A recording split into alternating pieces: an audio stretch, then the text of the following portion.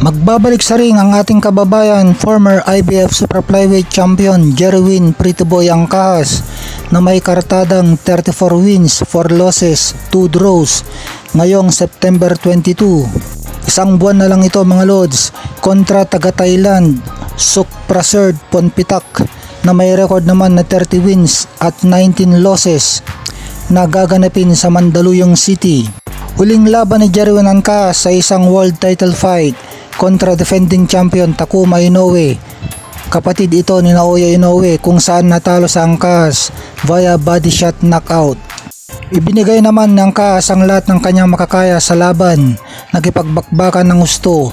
May mga solidong patama din sa Angkahas kay Takuma na nakapagpayanig sa hapon, kaso napuruan sa tiyan ng ating kababayan kaya tumiklop at hindi na muling nakabangon. Itong susunod na makakalaban ng Angkahas ay may 19 na talo, kaya kitang kita na pampataas lang na kumpiyansa ito para kay Angkahas. Isang tune-up fight lang ito at pampataba ng record, pampataas ng record para muling bumalik sa taas na ranggo itong ating pambato Jerwin Pretty Boy Angkahas.